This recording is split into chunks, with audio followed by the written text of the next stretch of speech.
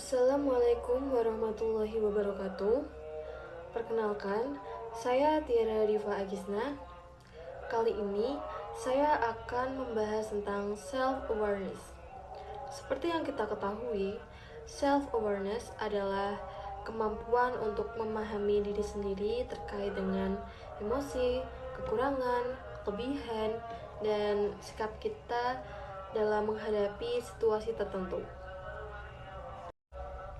Saya menyadari bahwa saya ini termasuk orang yang ambivert. Artinya ketika saya bertemu dengan teman dekat saya bisa menjadi orang yang ekstrovert atau lebih banyak bicara dan ceria. Tapi ketika saya berada di lingkungan baru atau berinteraksi dengan orang yang tidak saya kenal, saya akan menjadi orang yang sangat introvert karena saya merasa tidak percaya diri. Menjadi seorang ambivert bisa menjadi sebuah kekurangan maupun kelebihan. Bisa menjadi sebuah kelebihan karena saya bisa menyesuaikan diri dengan situasi atau karakter orang lain. Tetapi bisa menjadi sebuah kekurangan karena ketika saya awal berkenalan dengan orang lain, saya itu membutuhkan waktu sedikit lebih lama agar bisa membuka diri dan nyaman dengan orang tersebut. Saya sering sekali merasa tidak percaya diri, sehingga saya butuh dorongan atau validasi dari orang lain untuk melakukan sesuatu.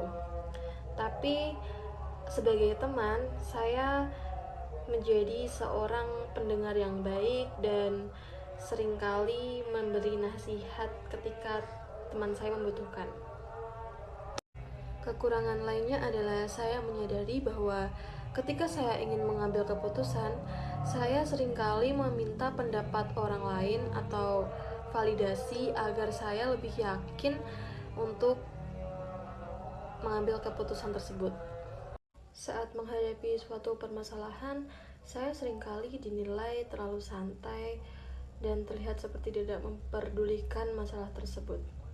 Dan saya sebenarnya mengakui hal itu, tetapi bukan karena saya tidak peduli dengan apa yang saya alami, tetapi saya hanya menjaga diri saya untuk tetap tenang supaya saya tetap bisa berpikir jernih dan menemukan solusi. Karena ketika saya sedang panik, sedang cemas, sedang stres, saya sangat jarang bisa menemukan solusi untuk permasalahan tersebut. Semakin dewasa, semakin banyak pula permasalahan yang saya alami dan itu tidak bisa saya hindari. Maka dari itu, selain mencari solusi untuk permasalahan tersebut, biasanya saya self-care atau melakukan hal-hal yang saya sukai seperti membaca buku, mendengarkan musik, pergi ke suatu tempat, dan hal-hal lain yang menyenangkan. Itu merupakan kepedulian saya terhadap diri saya sendiri. Dan saya juga berusaha untuk selalu mengimprove diri saya dalam segi apapun itu agar saya terus selalu berkembang. Mungkin itu saja yang bisa saya sampaikan. Saya cukupkan. Wassalamualaikum warahmatullahi wabarakatuh.